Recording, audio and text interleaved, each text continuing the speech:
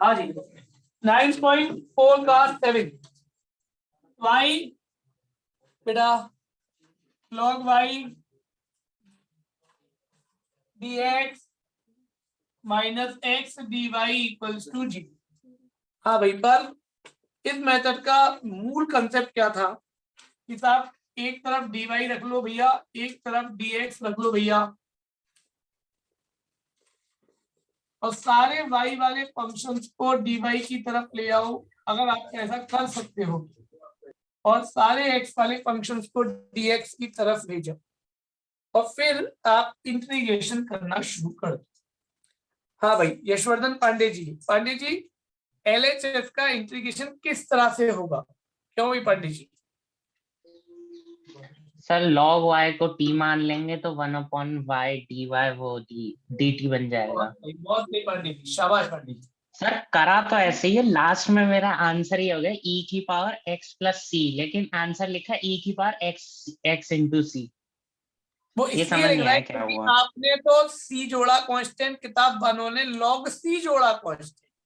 चलो मैं आपका भी निकालता हूँ, किताब वालों का भी निकालता हूँ, दोनों पर ही मैं बात करता हूँ। हालांकि आप सही है पांडे जी, 1/t का integration log t log x। देखो किताब वालों की कलाकारी सुनिएगा पांडे जी, उन्होंने c की जगह log c जोड़ दिया पांडे, ठीक। log m plus log m into n, log से log काट दिया, x भी हो गया, t की वैल्यू कितनी गुड्डा? log y। जब भी हम log हटाते हैं तो सामने की क्वांटिटी e की पावर पर चली जाती है पांडे जी, उन्होंने ऐसे लिखा, ठीक है गुड्डा? अच्छा सर मैंने तो log c भैया को कांस्टेंट बना दिया था। हाँ कोई दिक्कत नहीं, बिल्कुल ठीक होगा गुड्डा, आपने अगर इसको सी करके किया वो भी बिल्कुल ठीक होगा दादा।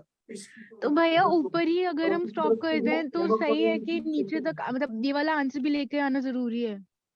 नहीं नहीं, किसने कहा ऐसा कि आंसर आना जरूरी है? मैंने तो एक बार भी नहीं कहा। मैं तो कहता हूँ जिन बच्चों ने मेरे ने यहाँ तक किया होगा और टी की वैल्यू पुट कर दी होगी, मैं उनके आंसर को भी परफेक्ट मानूंगा। उन्होंने लॉग सी की अगर खाली सी जोड़ा होगा तो भी, और किताब वाले भी मानेंगे बेटा। बेटा ठीक है भैया, बस यही पूछ रही थी। सर यहाँ पर पता है सी की डायरेक्शन जैसे हम चेंज कर रहे हैं तो फिर एक्स बाय सी हो रहा है। कोई फर्क नहीं पड़ता गुड्डा, 1/c is also a new constant like c। Okay ठीक है ना, c आपका y की तरफ आए, c आपका x की तरफ आए, कोई मायने नहीं रखता, क्योंकि c तो आर्बिट्रेरी कांस्टेंट है। ठीक है बेटा, तो कुछ होगा 1/c कर आया होगा वो भी वैलिड है, नो प्रॉब्लम। ठीक है पुनीत, ठीक है डन। हाँ बेटे ये तो मेरा 7th सवाल था। अब जरा मैं 9th पर आ रहा हूँ, एक बार फिर से सवाल की तरफ। 9th सवाल बेटो, dy by dx equals to sin inverse x। क्यों साहिब, सेपरेशन हो सकता है क्या? बोले क्यों नहीं हो सकता, ये तो बहुत सरल सा सेपरेशन है। आपने एक तरफ dx करा, एक तरफ dy करा, ऑटोमेटिकली ही सारे y वाले एक तरफ और सारे x वाले एक तरफ हो गए। 1 dy का तो y हो गया। आप इंटीग्रेशन इसका तो जानते नहीं, या तो इंटू 1 लगाकर, या फिर मैंने सब्स्टिट्यूशन सिखाया था x की जगह साइन थीटा डालकर, जिसको जैसे कन्वीनियंट लगे। x की जगह साइन थीटा तो dx की जगह क्या डालोगे? cos theta d theta. मेरे बेटू जरा चेक करना उसमें कोई गड़बड़ ना हो रही है। साइन थीटा dx की जगह cos थीटा d थीटा। हाँ भाई, साइन से साइन खत्म, theta cos theta d theta. क्यों दुबे जी? फर्स्ट और सेकंड, फर्स्ट फंक्शन सेकंड का इंटीग्रेशन है ना, फर्स्ट का डिफरेंशिएशन सेकंड का इंटीग्रेशन का होल इंटीग्रेशन। हाँ भैया और साइन थीटा का minus cos theta plus c। मेरे बेटाओं क्या थीटा की वैल्यू लगा सकते हो? Sign inverse x, sine theta की वैल्यू लगा सकते हो x, cos थीटा की value 1 minus sine square theta, यानी कि अंडर 1 माइनस x स्क्वायर। तो बच्चों इसके बाद मेरे पास एक और क्वेरी आ गई है 11th। ठीक है मधुर, अभी देखते हैं 11th, अभी देखते हैं मधुर। एक बच्चे का 11th भी आया है मेरे पास। भैया 10th भी है। 10th भी है, चलो तो अभी 10th भी आया है मेरे पास। e की power x 10y dx 1 minus e की power x sec square y dy। बेटा इसके स्क्रीनशॉट जरूर शेयर कर देना, कुछ बच्चों को मदद हो जाएगी। हाँ भाई यहाँ तक बात क्लियर? तो बेटा मेरे वही पुराना फंडा मेरा तो कि e की पावर x मतलब dx वाला एक तरफ और dy वाला एक तरफ, तो वही 1 माइनस e की power x x square y dy एक तरफ और माइनस e की power x tan y dx एक तरफ। भैया कोशिश करना कि सारे y वाले एक तरफ और सारे x वाले एक तरफ ले जा सकते हो, क्यों भटनागर? हाँ भैया हो गया हो जाएगा ठीक। देख मेरे भाई एन वाई डी वाई एक बार टैली तो करो बेटे, और अब इंटीग्रेशन क्या भाई एलएचएस में 10 वाई को t sec square d y d t हो जाएगा, आरएचएस में 1 माइनस सी की पावर एक्स को यू है ना, ई की power x D x D you हो जाएगा। देखो तो आप दिख रहा है, क्यों बढ़ना कर? हाँ भैया अब आ गया ठीक है।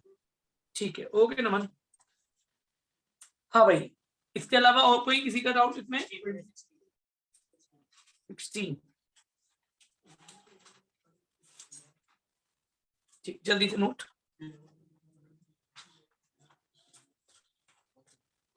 हाँ भाई बेटा मैं दफ्तर भैया ये बच्चों। पूछना था कि इसमें वर्ड प्रॉब्लम्स करने की कोई ट्रिक होती है क्या, मतलब इसके जो वर्ड प्रॉब्लम्स हैं? बेटा देखो ट्रिक कोई नहीं, हर वर्ड प्रॉब्लम को बस फॉर्मुलेट करना है, वो रीडिंग ऑफ द क्वेश्चन से आएगा। दो तीन बातों का ध्यान रखो, जैसे अगर कभी आपसे किसी चीज की रेट कहता है, किसी चीज की रेट कहता है तो इसका मतलब उसका डिफरेंशिएशन एक बात। दूसरी बात अगर कभी स्लोप कहता है तो स्लोप का मतलब dy बाई dx दूसरी बात। ये आपको फॉर्मुलेशन में हेल्प करेंगी, बस ये पढ़ जाओ ठीक है गुड्डा। Okay sir.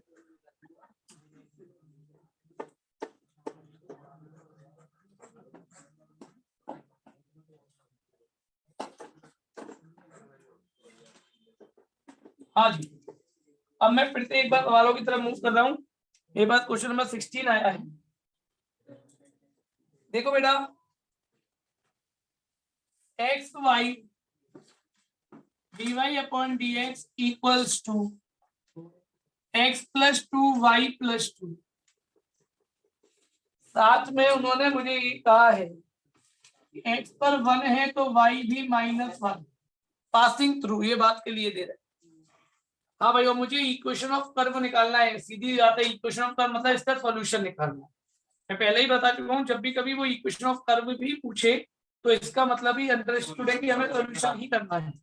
तो भाई सेपरेशन हो सकता है क्या? बोले हाँ क्यों नहीं हो सकता। एक तरफ y वाले इकट्ठे कर लो, एक तरफ x वाले इकट्ठे कर लो और इंटीग्रेशन इनकी है क्या भाई +2 - 2। अब तो सबको इंटीग्रेशन की ट्रिक्स धीरे धीरे आ रही होंगी समझ में कि जब भी न्यूमरेटर की पावर और डिनोमिनेटर की पावर बराबर होती है तो डिवाइड या y को न्यूमरेटर से खत्म करने की कोशिश करते हैं, इधर अलग अलग कर ले x अपॉन x। तो मैंने कहा ना देखिए धीरे धीरे आप इतने हैबिचुअल हो चुके होंगे इंटीग्रेशन के कि आपको खुद ही देखने लग जाए कि साहब इतनी सारी ट्रिक्स हम पढ़कर आ गए हैं। तो अलग अलग जो मैंने किया यहाँ पर तो 1 - 2 अपॉन y प्लस 2 dy और यहाँ पर तो रह गया 1 + 2 अपॉन x dx। और now you have to integrate it, 1 का integration y 2 log y plus 2, 1 का integration x 2 log x plus c। अब कंडीशन डाल दीजिए c की वैल्यू के लिए, पुट कर दीजिए x की जगह पर 1 एंड y की जगह -1 -1 + 2 log, हाँ भाई -1 डालूंगा पर 1 रह जाएगा 1 + 2 log 1। आप जानते हैं log 1 की वैल्यू 0 होती है, तो वैसे भी ये तो कटी है। c की वैल्यू 2 आ गई माइनस, आ गई कि नहीं आ गई? c की वैल्यू पुटिंग इन 1 कर दो और यही आपकी इक्वेशन ऑफ कर्व है। आप ज्यादा दिमाग मत लगाओ इकट्ठा करने के लिए, आप इतने पर ही छोड़ सकते हैं। 2 log y + 2 = x + 2 log x plus -2 ना। अब बहुत सारे ये कर सकते हैं कि लॉग लॉग वाले एक तरफ, बिना लॉग वाले एक तरफ, फिर लॉग हटा दो। वो एक काम है, आप करना चाहो तो करो, नहीं तो ऐसी तो कंपल्शन नहीं, ठीक है। हाँ भाई इसके बाद मेरे पास क्वेरी है 22 विशाल की तरफ से 22। हाँ भाई क्वेश्चन नंबर 22 विशाल भाई। आकांक्षा हेल्प कर सकती है 22 में हमारी, क्यों आकांक्षा? भैया ये मेरा भी डाउट है। ये तेरा भी डाउट है, चल ठीक है। हाँ बिल्कुल है। चलो बच्चों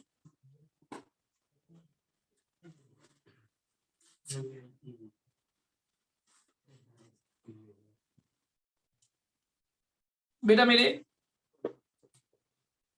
क्वेश्चन नंबर है 22। मैं चाहूंगा एक बार सब लोग मेरे साथ साथ सवाल को रीड जरूर करें, क्योंकि वर्ड प्रॉब्लम है, बिना रीड करे समझ में आएगा नहीं ना। In a culture the bacteria count is 1 lakh. शुरुआत में किसी कल्चर में बैक्टीरिया काउंट किए गए 1 lakh. The number is increase by 10% in 2 hours, यानी 2 घंटे बाद वो 10% बढ़ जाते हैं, यानी 1,10,000 हो जाते हैं। इन हाउ मेनी आवर्स, कितने समय के बाद will the count reach to 2 lakh, कितने समय के बाद उनकी काउंटिंग 2 लाख हो जाएगी, यानी टी क्या होगा यदि पी 2 लाख हो जाएगी। आगे क्या कहा, if the rate of the growth, rate मतलब differentiation, rate of the growth of the bacteria is proportional to the number present, यानी मुझे नहीं पता कल्चर में कितने बैक्टीरिया है, मैंने मान लिया let p bacteria will be present in the culture, है ना। मान लिया बी बैक्टीरिया प्रेजेंट होंगे, ठीक है, तो उनके बढ़ने की रेट यानी डीपी अपॉन डीटी प्रोपोर्शनल है नंबर प्रेजेंट। लास्ट टाइम को पढ़ी, the rate of the growth of the bacteria, bacteria की काउंटिंग के बढ़ने की जो रेट है वो प्रोपोर्शनल है नंबर ऑफ इनहेबिटेंट्स प्रेजेंट, है या नहीं, बात है क्लियर। अब मेरे बच्चों साथ में क्या कहा है, जब सी 0 था तो पी कितना था 1 लाख, पी 2 घंटे हो गए तो पी कितना हो गया 1,10,000, 10% बढ़ गए। पी की वैल्यू क्या होगी यदि पी की वैल्यू 2 लाख हो जाए, ये उन्होंने मुझसे पूछा है। क्यों साहब, सवाल पहले प्रॉपर समझ में आ गया, फॉर्मुलेशंस कैसे किए हैं, ये बात अगर आपके दिमाग के अंदर आ गई है तो मुझे आगे पढ़ाने में मजा आएगा। क्यों बच्चों, ठीक है कि नहीं है? हाँ जी, यहाँ तो बात क्लियर। तो मेरे बेटा ये 22 था ना, हाँ बेटो, जब भी प्रोपोर्शनल हटता है तो आप लोग सभी जानते हैं कि एक आर्बिट्रेरी कांस्टेंट आ जाता है, केपी आ गया। हाँ भाई, सेपरेशन किया, dp upon p equals to k d, हाँ जी, log p equals to k t plus c. अब आकांक्षा मेरा मेन मोटिव क्या है, बोले भैया के और सी निकालकर फिर टी निकालना जब पी 2 लाख। क्यों भाई, मेरा मोटिव यही तो है। तो बच्चों सबसे पहले मैंने पहली कंडीशन का यूज किया। विशाल, विशाल समझ में आ रहा है बेटा ये? जी भैया। ठीक विशाल, बेटा log 1 lakh equals to 0 plus c, ये हो गया पहला काम, सी की वैल्यू आ गई। अब दूसरी काम, टी की वैल्यू 2 तो पी की वैल्यू 1,10,000 बची। अब इनपुट कर रहा हूँ log 1,10,000 equals to k T, के पहले पता नहीं, टी तो 2 हो ही गया है ना, और सी की वैल्यू अभी अभी निकाली थी log 1 लाख। एक बार टैली करिएगा, जिससे कोई गलती तो नहीं हुई कैलकुलेशंस में। यहाँ तक की कहानी सबको समझ में आती बच्चों।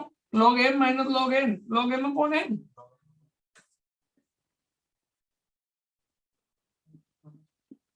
ठीक है साहब, इक्वल्स टू 2k, 4 जीरो से 4 जीरो खत्म, log 11/10, और 2 को भी यहाँ ले आए तो 1/2 11/10, ये मेरा k भी हो गया, k आ गया मेरे पास, c आ गया मेरे पास। मेरा मोटिव तो t निकालना है जब p की वैल्यू 2 लाख, तो मैंने अब पुट किया नाउ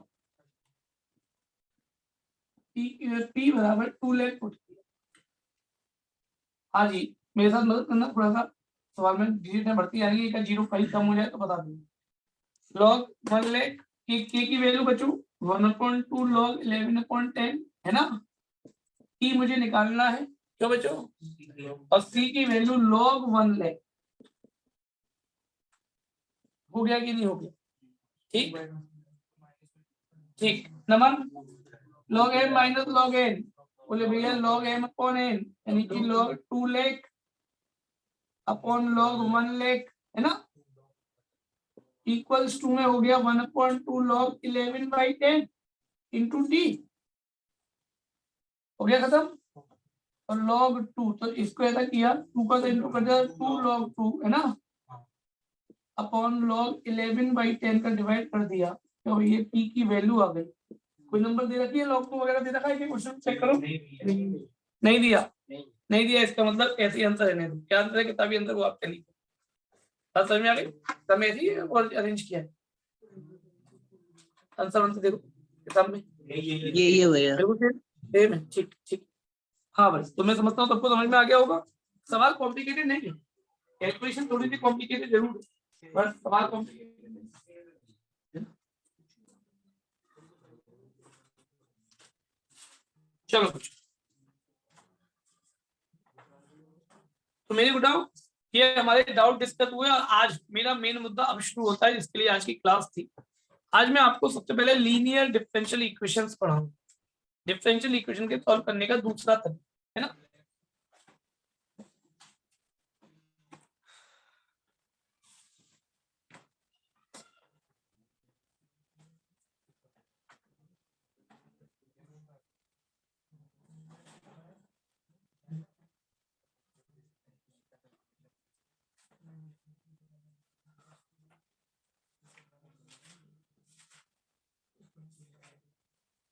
एक दो डाउट मुझे हर्ष मधुर ने भेजे हैं, बड़े बढ़िया थे डाउट, एक 2 मिनट का काम है।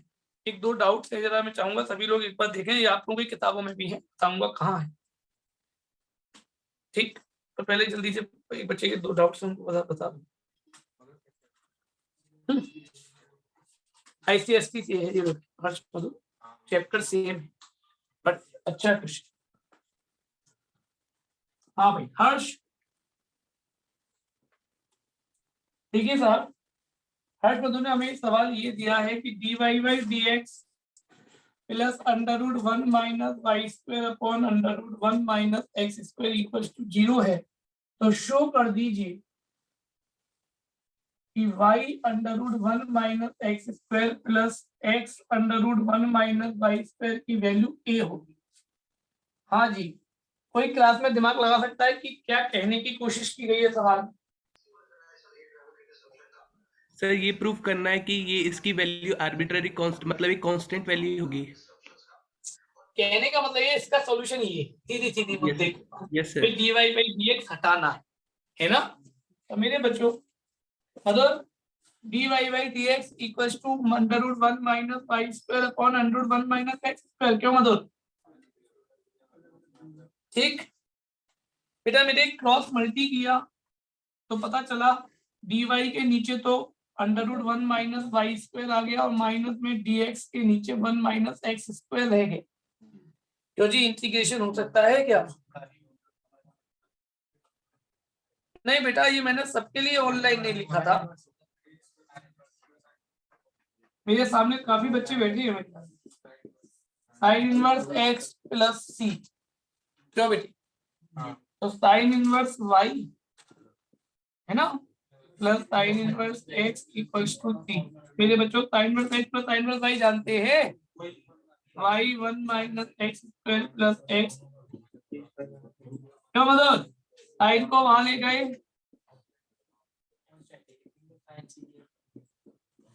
साइन सी को नया कांस्टेंट p डाल दिया, ये किताब का आंसर हो गया या प्रूफ हो गया? कोई बात।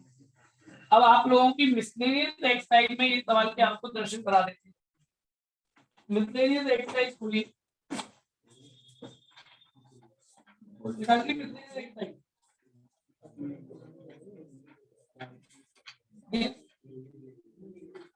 हाँ भाई, मिसलेनियस एक्सरसाइज का क्वेश्चन नंबर 6वां, जरा एक बार ध्यान से देख लीजिए।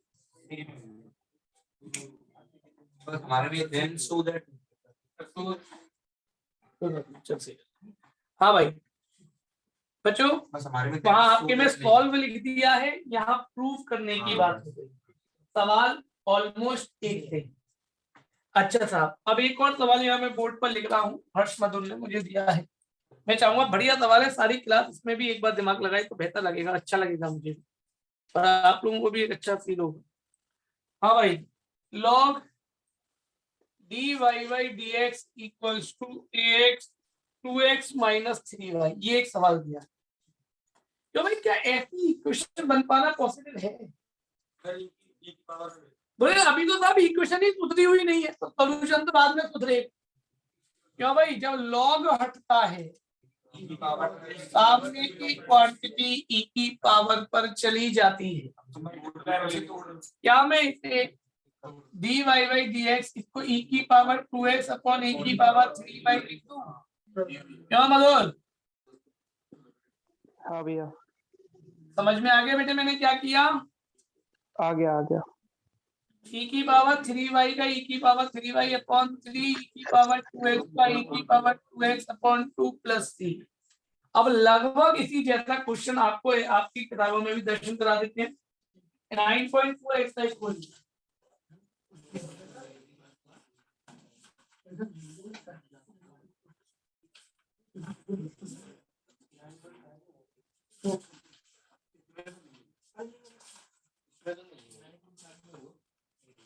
9.4 का क्वेश्चन नंबर 23 देखिए।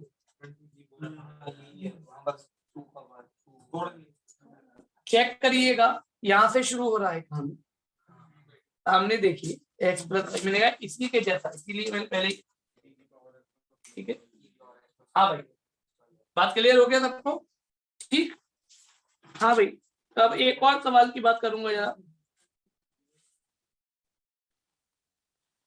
एक और लास्ट सवाल। मतलब क्या हम इसकी हिंट मिल गई कैसे करना है एक सवाल? हाँ भैया, माइनस करके। कोई पावर को अलग अलग कर ले। हाँ e की पावर 2x into e की power 3y dx equals to e की पावर 2y upon e की पावर 3x 3y। e की पावर y एक तरफ और e की पावर 3x एक तरफ, क्यों बेटे? और नेट इंटीग्रेशन कर सकते, क्यों बेटा? हो जाएगा बेटा? अब हो जाएगा। ठीक है, और कोई क्वेरी तो नहीं बेटा?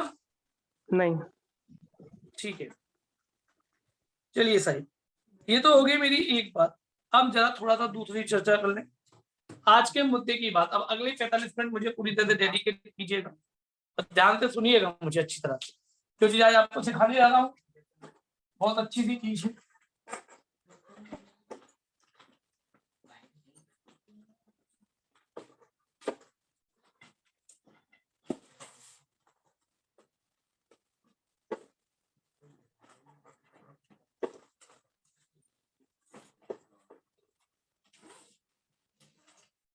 चलो साहब, काम शुरू। देखो बेटा, मुझे चर्चा करनी है आज आपसे लीनियर डिफरेंशियल इक्वेशन, है ना। पहली बात की लीनियर डिफरेंशियल इक्वेशन होती क्या है, नंबर एक बात। दूसरी बात, हम कैसे पहचानेंगे कि कोई इक्वेशन लीनियर है भी या नहीं। यहाँ दो क्वेश्चन सबसे पहले आते हैं। सबसे पहले मैं आपकी स्टैंडर्ड से परिचय कराता हूँ कि स्टैंडर्डली लीनियर डिफरेंशियल इक्वेशन होती क्या है और उसको सॉल्व करने का तरीका क्या है। फिर आपको मिक्स इक्वेशंस की तरफ ले चलूंगा। तो देखिए साहब, linear differential equation, linear differential equation हमारे सिलेबस में दो तरह की बताई गई है। पहला लीनियर इन एक्स, अभी नोट नहीं करेगा कोई भी, पहले मैं कुछ बोल रहा हूं फिर। और दूसरा लीनियर इन वाई, पहले लीनियर इन वाई इससे ज्यादा परिचय होगा, और लीनियर इन एक्स। ये दो तरह की इक्वेशन आपके सिलेबस में बताई गई। लीनियर इन वाई, इसकी स्टैंडर्ड फॉर्म कैसी होती है? इसकी स्टैंडर्ड फॉर्म होती है dy by dx plus py equals to qt। यानी एक ऐसी इक्वेशन जो इस फॉर्मेट की होती है, उस इक्वेशन को हम लीनियर डिफरेंशियल इक्वेशन कहते हैं। फिर बच्चों के दिमाग में आओगे p और q क्या है? तो where p and q are the functions of x और कांस्टेंट। यहाँ पर p और q या तो कांस्टेंट रहेंगे या फिर वो फंक्शन ऑफ x हो जाएंगे। इस तरह की जो फॉर्म होती है वो लीनियर डिफरेंशियल इक्वेशन कहलाती है। यानी dy by dx साथ में y और सामने की तरफ कोई भी x का फंक्शन या कांस्टेंट। ठीक है साहब, ऐसी इक्वेशन का जैसे एक एग्जांपल आपके लिए dy by dx minus 2 upon x y equals to x का पावर 4, ये लिख दिया। क्यों भाई, क्या इसमें सेपरेशन हो सकता है? अरे भाई, अरे बेटा ये गिट भाई गिट का लगाए हुआ। अरे यार उसमें तो रोज बताइए तुमको गेट क्या क्यों लगाते हो? तो लगाए तो आगे इतनी जल्दी चली तुमको कितनी परेशानी होती है। सामने तुम गेट के जैसे सामने मत लगाओ, आगे पीछे क्या कर। हाँ भाई बच्चों, मेरी बात यहाँ तक क्लियर हो गई। इस तरह की फॉर्म आप चाहकर भी इसमें सेपरेशन नहीं कर सकते, कितनी भी कोशिश कर लीजिए आप सेपरेशन कर सकते हैं, बिल्कुल नहीं कर सकते। सारे y वाले dy के साथ, सारे x वाले dx के साथ नहीं कर सकते। आप कितनी मेहनत करते नहीं कर सकते। तो ऐसी चीज को हम लोग लीनियर कहते हैं, dy/dx + dy = q। अब बात है इसके सॉल्यूशन का तरीका क्या होना चाहिए, है ना। तो देखिए साहब, इसमें 3 स्टेप बताऊंगा। सबसे पहले आपको p और q निकालनी है। p क्या है और q क्या है। p और q निकालना भी कोई कलाकारी का काम है। p और q ये नहीं कि सीधा मिल गया है भाई x के साथ p और सामने वाला q, नहीं। कोई भी इक्वेशन को पहले स्टैंडर्ड फॉर्म में जब आप कन्वर्ट करते हैं तो y के साथ जो होता है वो तो होता है p, और सामने की तरफ वाला क्या होता है q। जैसे अगर इस सवाल का p पूछूं तो क्या होगा, -2/x, और q क्या होगा इस सवाल का बच्चों, x⁴। बट अगर मैं एक सवाल यहाँ पर और लिख दूं,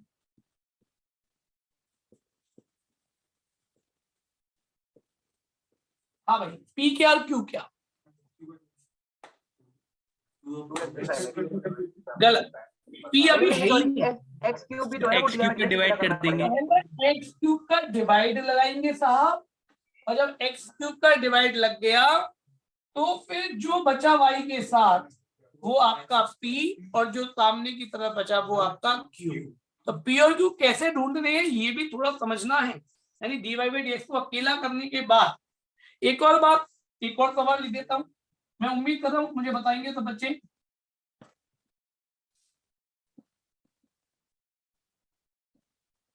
हाँ भाई, what is the p and what is the q।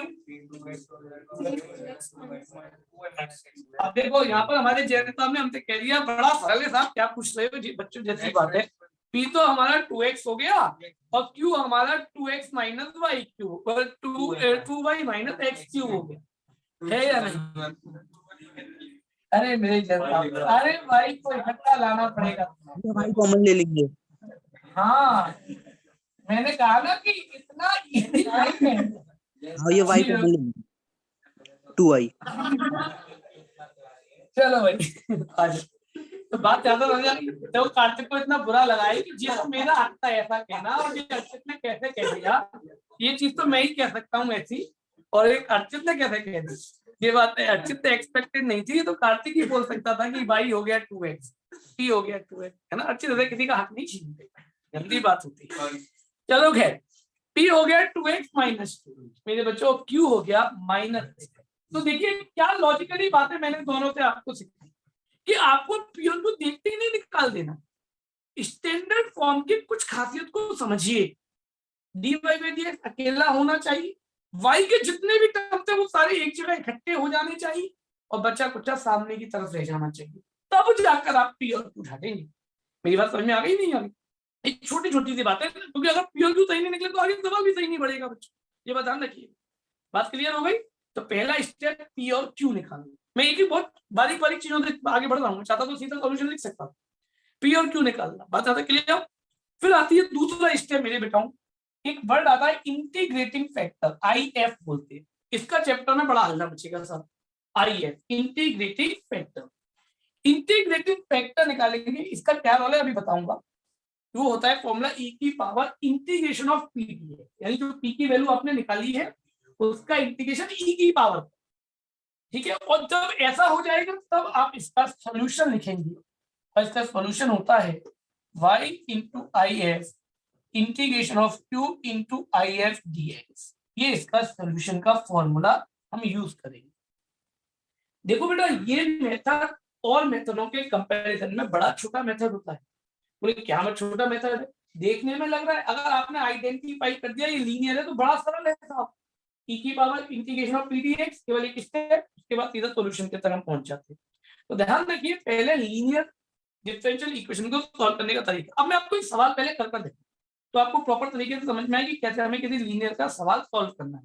तो देखो बेटा, जैसे इस सवाल का ये सवाल मैंने बगल में लिख रखा था पड़ोस में, dy/dx -2/x y = x⁴ ये लिख रखा था, है ना। सभी बच्चे जानते हैं p क्या, बोले भैया आपने बताया ही था अभी 2/x। q क्या हो गया बच्चों, ये step number 1। Step number 2 IF निकालिए साहब, e की power integration of p dx हो गया, यानी e की पावर -2/x dx।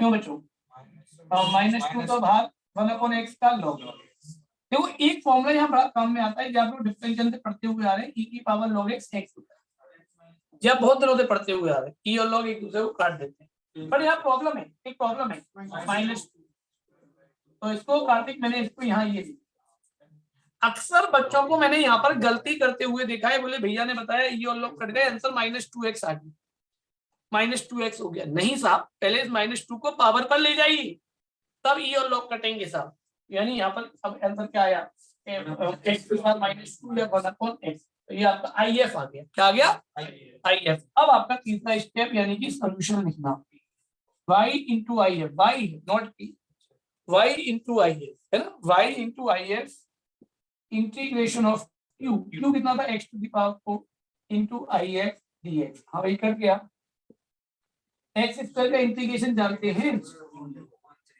तो y अपॉन एक्स स्क्वायर, और यही तो आपका फाइनली आंसर हो गया। मेरी बात समझ में आ गई मैंने क्या कहा? तो देखिए 3 स्टेप्स फॉलो करने हैं। पहला स्टेप क्या है? p और q निकालना। p और q निकालने के लिए छोटी बारीकियां हैं जिनका ध्यान रखना है, वो मैं बता चुका हूँ। दूसरा स्टेप है IF निकालना, e की power integration of p dx का यूज करना।